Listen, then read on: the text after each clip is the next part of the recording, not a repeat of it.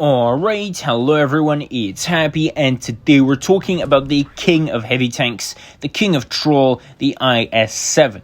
Now this tank is a Soviet tier 10 heavy tank, known for its troll armor. The side armor profile is insanely troll, the front armor profile is insanely troll, the turret is very, very strong.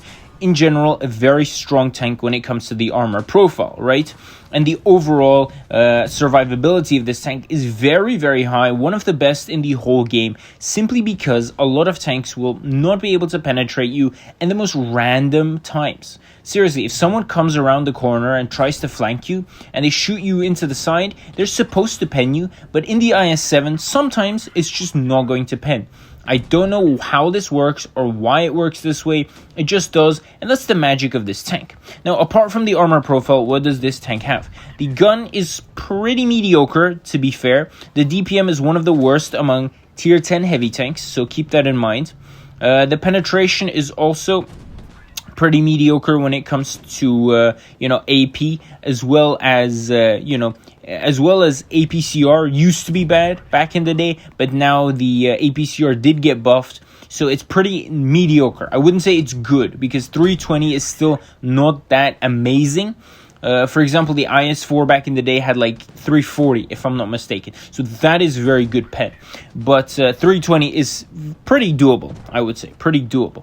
Now, apart from that, so this tank has 460 alpha, pretty good, very playable, very doable. So in terms of peekabooing and trading with other tanks, it is very, very much doable. Now, apart from that, what does this tank have? Now, the aim time and dispersion are not that good, right?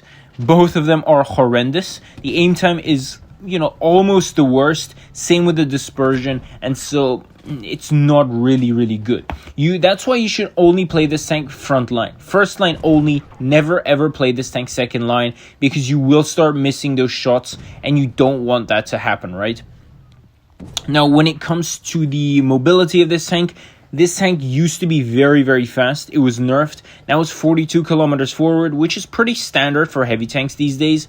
Backwards is 15. The effective horsepower per ton, so overall weight ratio is, power to weight ratio is still pretty mediocre as well.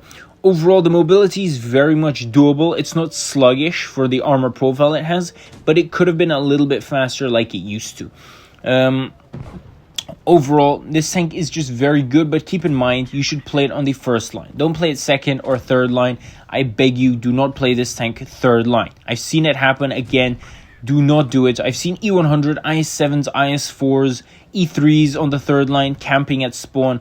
Do not do that. Go out, fight the enemy. This is pretty much a brawler tank, and that's how it's supposed to be played. So keep that in mind. With that, Happy is out, and I'll definitely see you guys next time. Bye-bye.